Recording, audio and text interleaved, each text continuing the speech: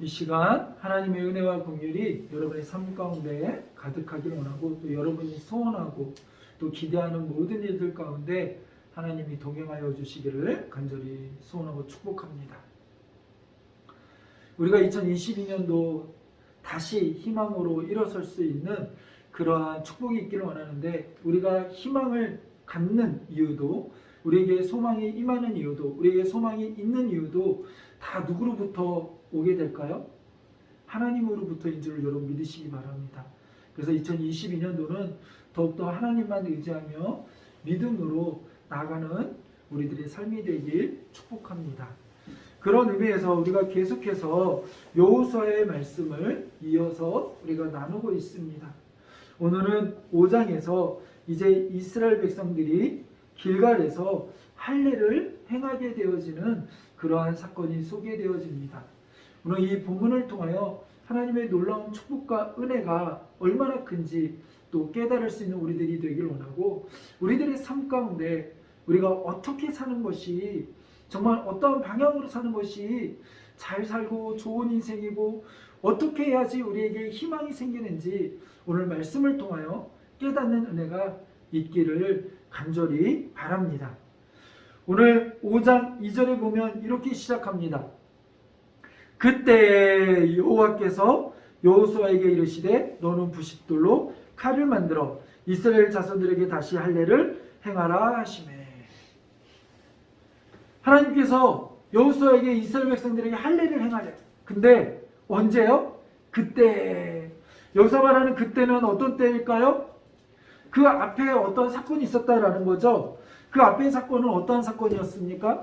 우리가 지난주에 나눴던 대로 요단강을 이스라엘 백성들이 건너게 되는 사건이에요.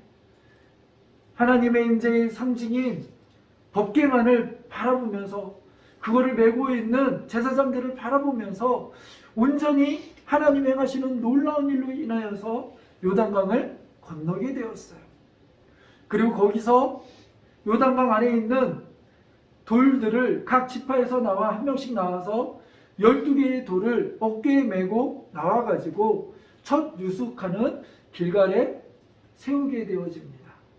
그리고 하나님의 행하신 일들을 자손들에게도 계속해서 알려주면서 하나님의 전능하심과 하나님의 능치 못함이 없으신 하나님의 놀라운 일들, 우리의 창조주 되심을 고백하고 묵도하고 나누게 되어지는 사건들이 있었습니다.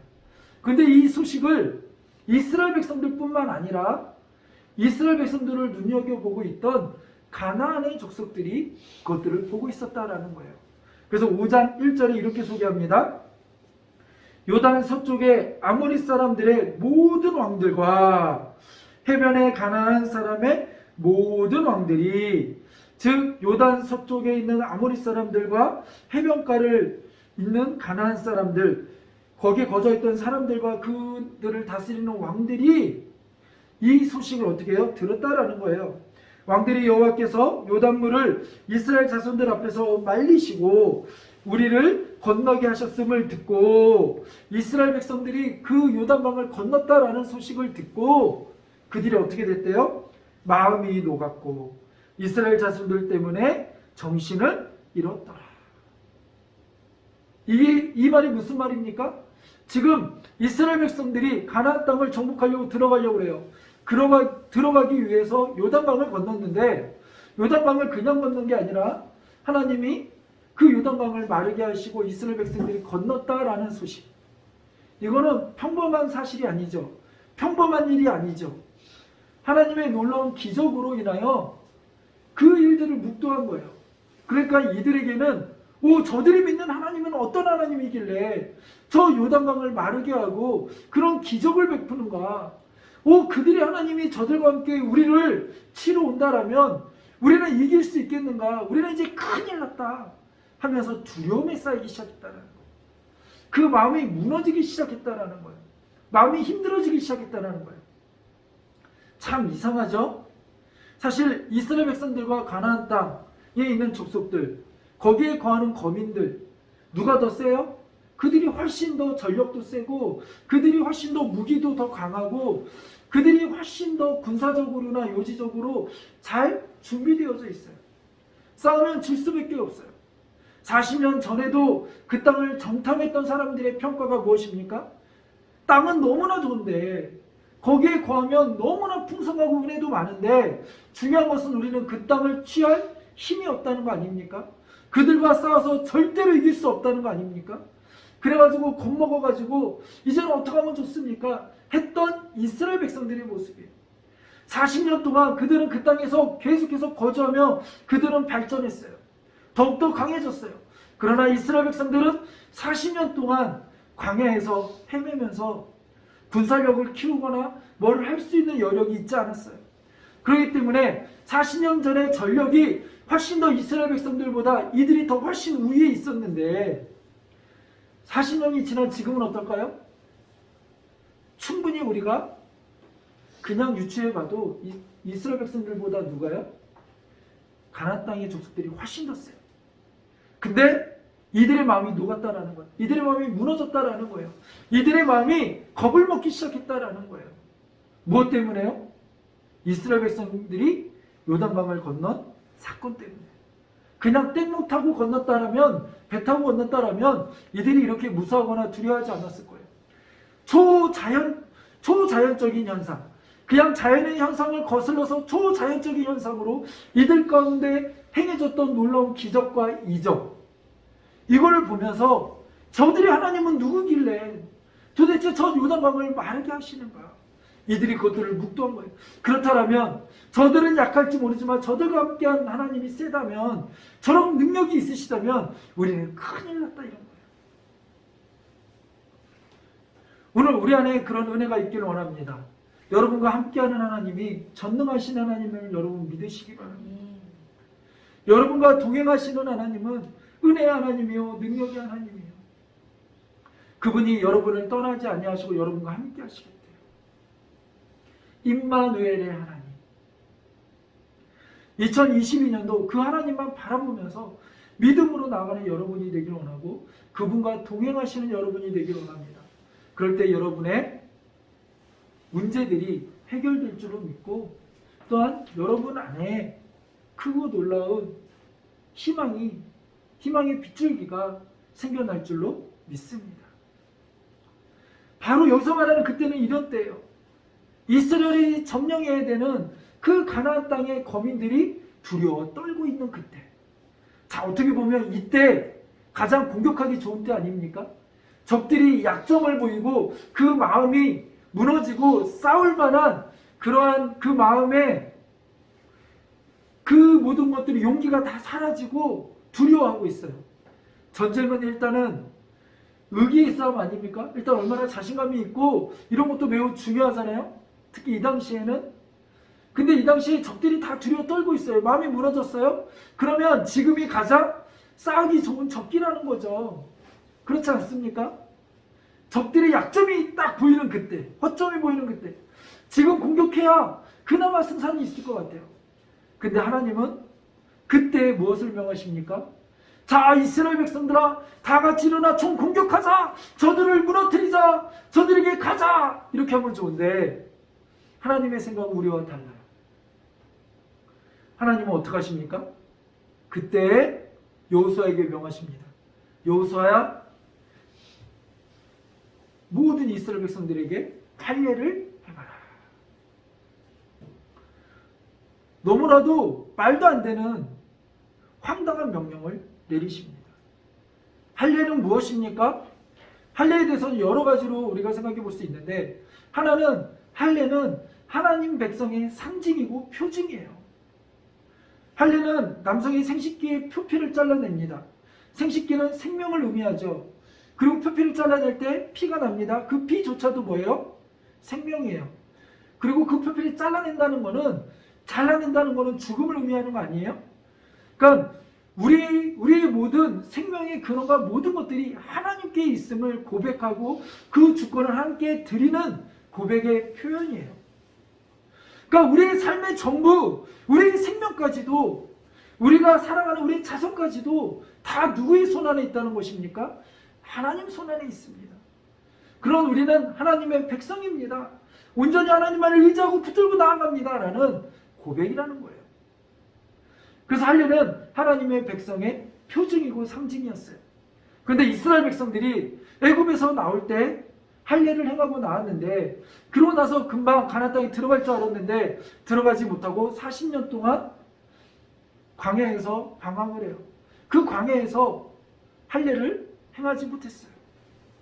할례를 받고 출발했던 1세대들은 다 죽었어요.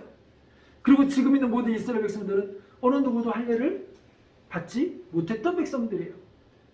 그러니 지금 이 할례를 행한다는 거 신앙적으로, 믿음의 고백적으로 참 좋아요. 하나님, 그래요, 나 하나님의 백성이니까, 하나님 백성의 표징이니까 그런 의미로서는 너무나 좋은데, 중요한 건 그때 이 시기에는 이게 별로 안 좋아 보여요.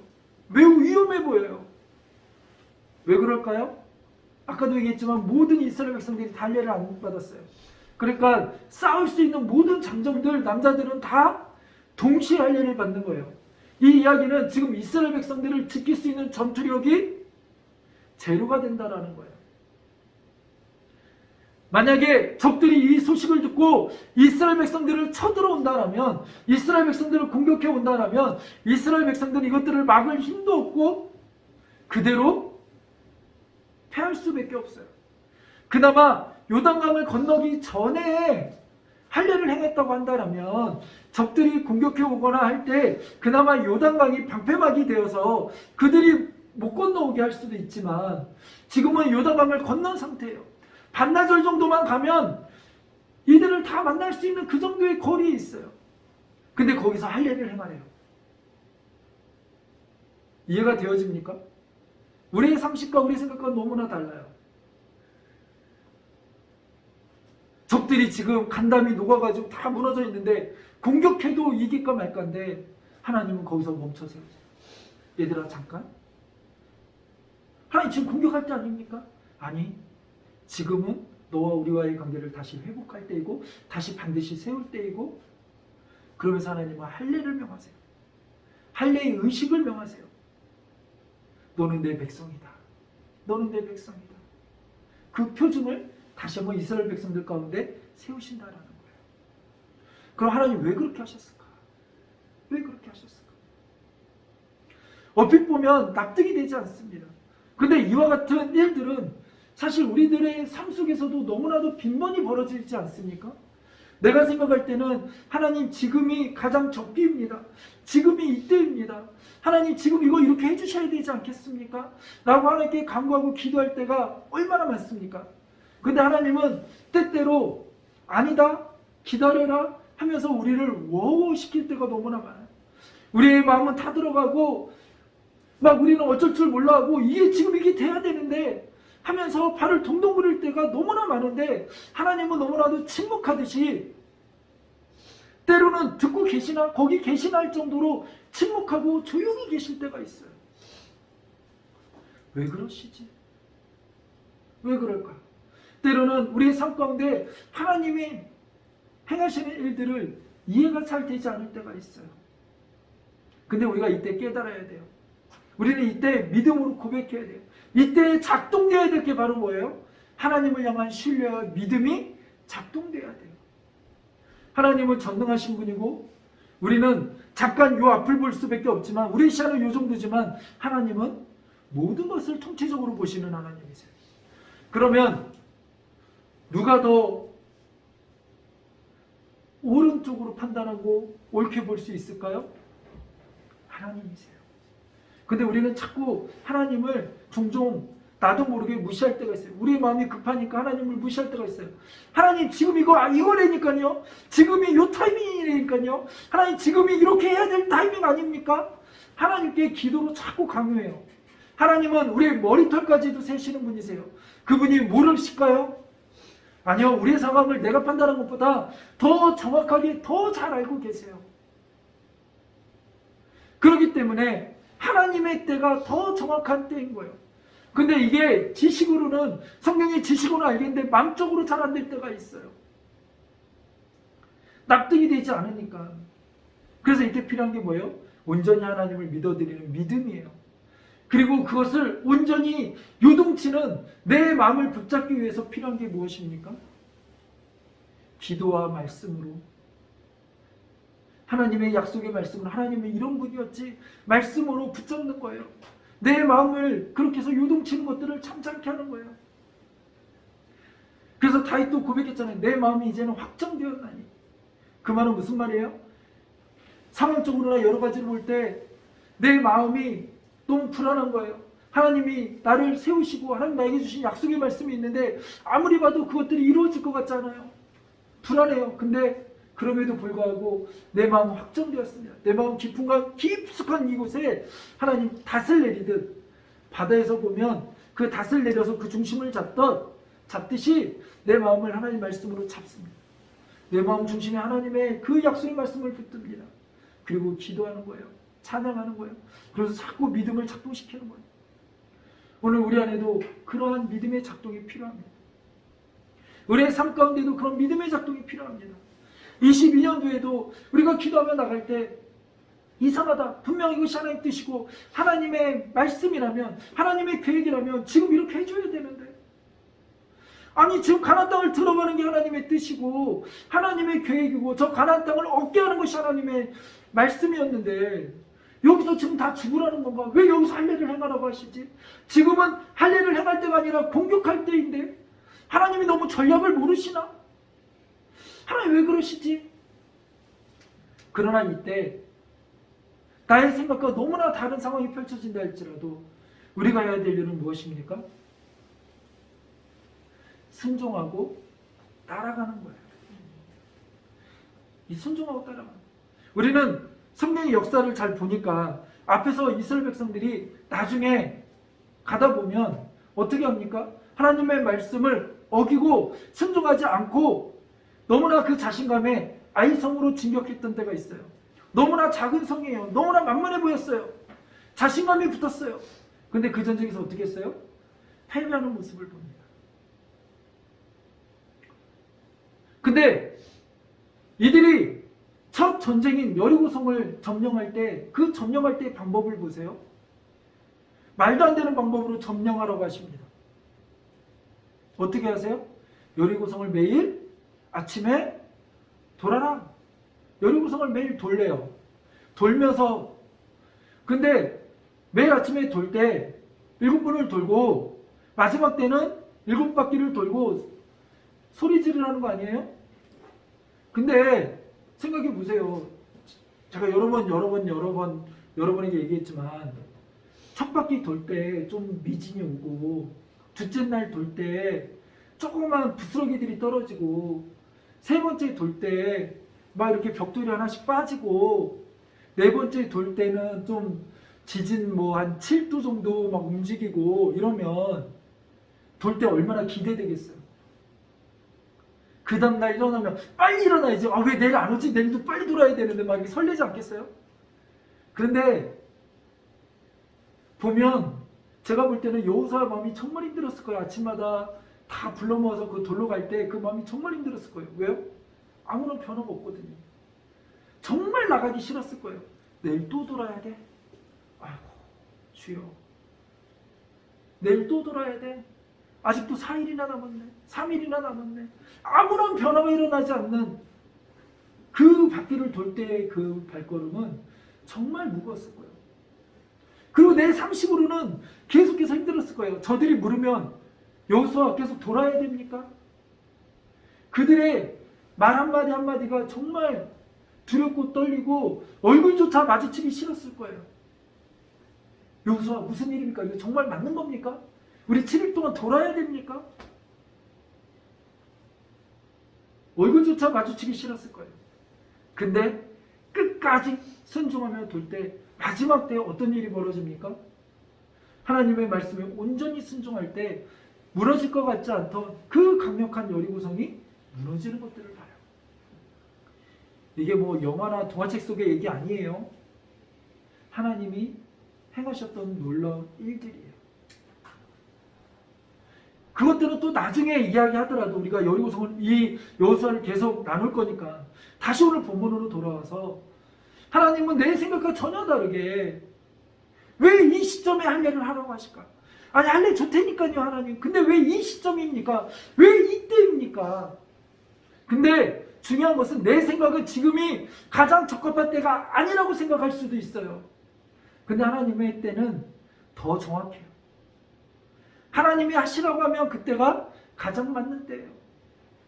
그것을 우리는 고백하고 순종해야 돼요. 그 믿음의 고백과 순종이 우리 안에 필요해요. 왜요? 우리의 정체성은 무엇입니까요? 하나님의 백성이니까. 이것이 매우 중요한 명제입니다. 예수님께서 가나안 잔치에서 포도주가 떨어졌대요. 종들에게 뭐라고 명하십니까? 아귀의 물을 채워라. 아이고, 이것까지 채울 수 있죠. 그 다음 뭐래요? 떠다 주어라. 예? 뭐라고요? 제가 잘못 들은 거 아니에요, 주님? 어떻게 하라고요? 그 물 떠다 줘. 아니, 물인데요? 예수님 장난하세요? 물을 갖다가 포도주도 아니고 포도주 달라는 사람한테 물 떠다 주면 어떻게 해요? 그리고 떠가지고 가는 사이에 이 사람의 마음은 어땠을까요? 종의 마음은 어땠을까요? 정말 그 길이가 너무 멀었을 거예요. 어쩌면 저 같았으면 중간에 버리고 도망갔을 수도 있겠어요. 왜요? 우리의 상식에는 물이거든요. 이거 다 농간하는 거 아니야? 너 가지고 노는 거 아니야? 이러면. 근데 그대로 순종하여 그것들을 떠다 주었을 때 그 물은 어느새 가장 품질이 좋은 포도주가 되었고 그 잔치를 잔치답게 만드는 은혜가 있었어요. 만약 내 생각이 앞섰다라면, 내 뜻대로 내 마음대로 했다라면 어떻게 됐을까요? 우리는 항상 우리의 생각과 우리의 판단과 우리의 모든 것이 가장 옳고 내가 가장 정확하다고 오해할 때가 많아요. 그런데 내가 제일 잘 아는 것 같지만 사실 내가 제일 모르고 있을 수도 있어요. 그래서 잠언은 뭐라고 얘기합니까? 내 명철을 의지하지 말라. 내 명철을 의지하지 말라. 그러니까 때로는 머리가 좋은 친구들이 더 이게 문제예요. 죄송해요, 이렇게 얘기해서. 근데 머리가 더 좋고 똑똑한 친구들은 계산해보면 이렇게 하면 될 것 같거든요. 근데 하나님은 그렇게 계산해서 될 만하게 이 세상 가운데 우리의 힘으로 살라라고 말씀하지 않으셨어요. 나보다 더 뛰어나고 나보다 나쁜 쪽으로 머리가 더 잘 돌아가는 사람들이 더 많아요. 하나님은 이 세상 가운데 어떻게 살라고 말씀하셨냐면 거룩함으로 살라고 말씀하셨어요. 그리고 하나님의 말씀에 순종하며 하나님이 우리를 이끌어 가심을 믿고 그 믿음으로 한 발 한 발 나가기를 원하세요. 하나님은 이 시점에 어떻게 보면 망할 수도 있고 죽을 수밖에 없는 이 시점에 왜 이들에게 이렇게 명하셨을까요? 왜 이스라엘에게 이렇게 할례를 행하라고 명하셨을까요? 우리가 몇 가지 생각해 볼 수 있어요. 그 이유는 첫째는 온전히 하나님께 순종해야 되는 거예요. 왜요? 생명도 모든 것도 다 누구에게 있으니까요? 하나님께 있으니까. 그리고 앞으로 가나안 땅을 정복할 이 전쟁의 싸움은 어떤 싸움이에요? 혈과 육의 싸움이 아니에요. 내 힘으로 내 능력으로 얻는 싸움이 아니에요. 어떻게 이스라엘 백성이 가나안 땅을 무너뜨리고 이길 수 있겠어요? 절대로 이스라엘 백성들은 가나안 땅 사람들과 1대1로 붙어가지고 그들을 온전히 이길 수 있는 능력이 없어요. 근데 하나님 그 땅을 주시겠대요. 하나님 몰라서 그럴까요? 알고 계세요. 그런데도 그 땅을 주시겠대요. 왜요? 그 땅을 누가 뺏어서 주실 거니까요? 하나님이 그들에게서 걷어서 이스라엘 백성들에게 주실 거니까. 그 싸움은 누구의 싸움이에요? 전능하신 하나님의 싸움이에요. 하나님이 하실 거예요. 근데 하나님이 하시려면 어떻게 해야 될까요? 하나님이 행하시는 대로, 하나님이 하라는 대로 순종하면 돼요. 그게 안 이루어지면 절대로 될 수가 없어요. 그렇기 때문에 하나님은 이스라엘 백성들에게 계속해서 무엇을 요구하시는 거예요? 순종해라. 너 나를 신뢰하면 너의 생각과 다르다 할지라도 순종해라. 온전히 순종하기를 원하시는 거예요. 어떻게 언제까지요? 목숨 걸고 온만 다하여 힘을 다하여 뜻을 다하여 순종하기를 원하시는 거예요. 그런 우리들이 되길 원합니다. 앞으로의 전쟁은 순종하느냐 그렇지 못하느냐의 싸움이에요. 아까 그래서 아이성 얘기했잖아요. 하나님과 우리의 삶 가운데 역시 마찬가지로 이스라엘 백성들에게 하나님의 말씀을 순종하느냐 그렇지 못하느냐가 승패의 키였다면 오늘 우리의 삶 가운데도 역시 마찬가지예요. 우리의 비전을 쟁취하러 나가는 삶 가운데 속에서도, 우리의 꿈을 펼쳐가는 삶 가운데 속에서도, 우리의 모든 삶 가운데 중요한 것은 얼마만큼 순종하느냐 순종하지 못하느냐의 싸움이에요. 우리는 온전히 하나님의 말씀에 순종해야 돼요. 하나님 그렇게 하면 망할 것 같은데요? 하나님 그럼 망하는데요? 아니요. 망할 수 있어요. 무너질 수 있어요. 문을 닫을 수 있어요. 그러나 그 문을 다시 여시는 분이 우리 하나님인 줄로 믿습니다. 우리는 문을 닫을까 봐 걱정돼요. 이것 때문에 무너질까 봐 걱정돼요. 이것 때문에 무슨 일이 일어날까 걱정돼요. 근데 중요한 사실은 뭐냐면 그것이 때로는 무너진다고 할지라도, 문을 닫는다 할지라도, 세상 사람들이 보면 망한 것 같이 보일지 모르지만, 아니 실제로 망할지도 모르겠어요.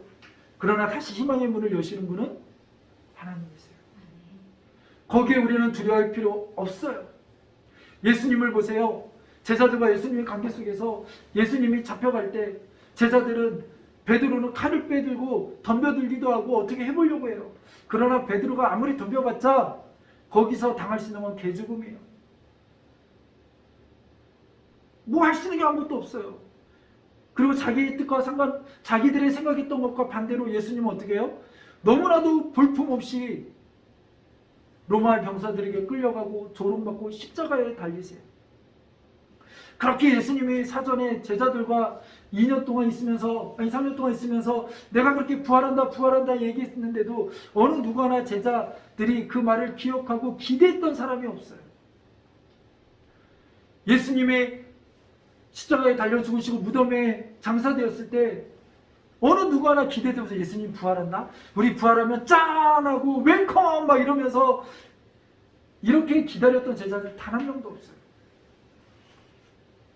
그들에게는 소망이 끊어졌고 각자 집으로 돌아가는 제자들도 있었고 이제는 끝이야, 우리는 실패자야 하면서 여러 가지로 낙심했던 이들이 모습이 제자들의 모습이에요.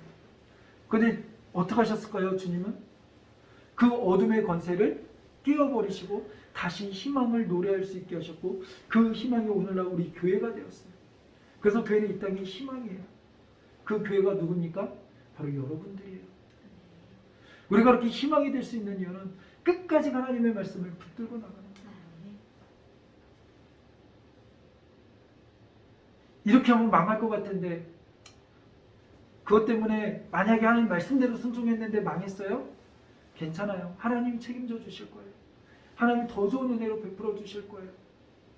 우리가 2022년도는 내 생각이 하나님의 생각을 앞서지 않기를 원합니다. 내 판단이 하나님을 종용하지 않기를 원합니다. 우리가 관계를 다시 한번 정립해야 돼요. 하나님의 말씀에 우리가 해야 될 일은 뭐예요? 순종하는 거예요. 기도하면서 하나님께 온전히 맡기는 거예요. 하나님 지금인데요. 하나님 지금인데요. 하나님 지금인데요. 그게 아니라 하나님 온전히 하나님 말씀에 순종하며 온전히 하나님만을 따르겠습니다 라고 믿음으로 나아가는 그런 우리들의 삶이 되기를 간절히 소원하고 축복합니다.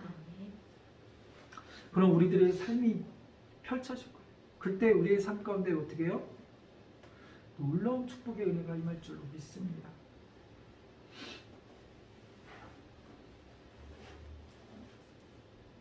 그리고 마지막으로 우리 5장 9절을 한번 읽어보도록 하겠습니다. 5장 9절입니다.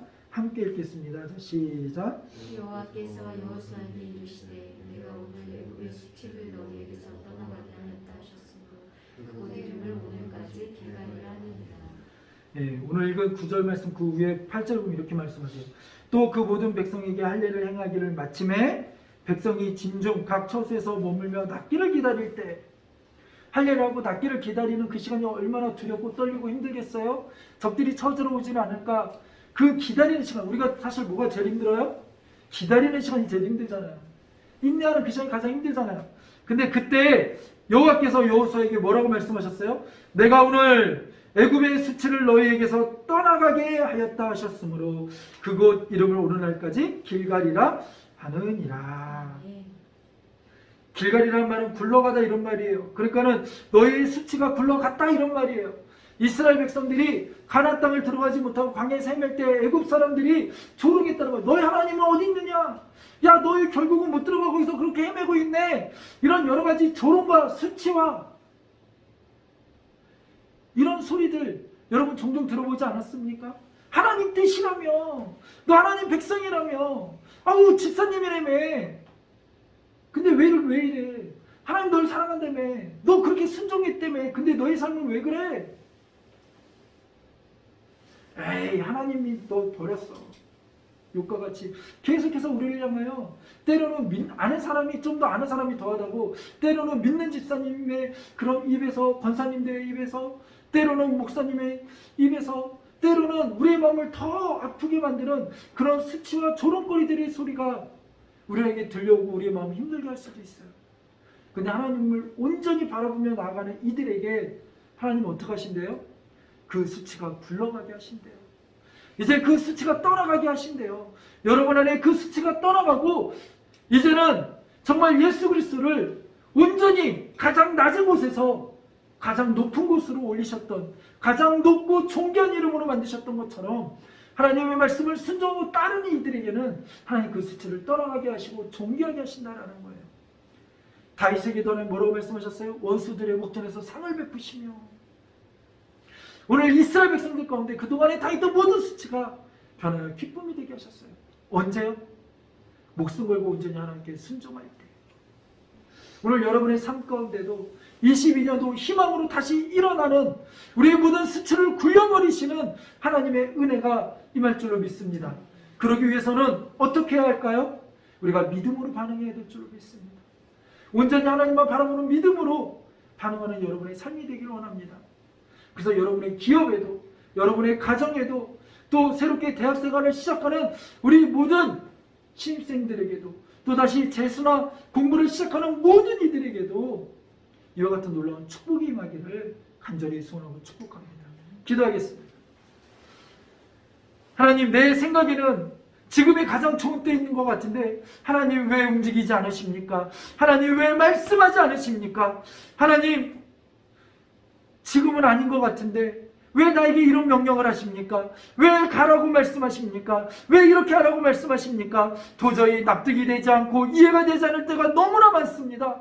그러나 그때마다 하나님, 이제는 하나님께 원망이나 투덜이 아니라 기도의 입술이 되게 하시고, 감사의 입술이 되게 하시고, 찬양의 입술이 되게 하시고, 오직 하나님만 바라보며 하나님만 의지하며 기도하며 나가는 우리들이 되게 하여 주시옵소서. 내 생각을 하나님께 종용하는 것이 아니라 하나님의 생각을 믿음으로 따라가는 우리들이 되게 하시고, 하나님의 생각을 순종하며 하나님의 생각을 알아가며 신뢰하며 믿음으로 한 발 한 발 움직이는 오늘 우리들의 삶이 되게 하여 주시옵소서. 2022년도 희망으로 다시 일어나기를 원합니다. 희망을 노래하기 원합니다. 절망이 변하여 희망이 되고 소망이 되기를 원합니다. 하나님, 그러기 위해서는 하나님 말씀에 순종해야 될 줄로 믿습니다.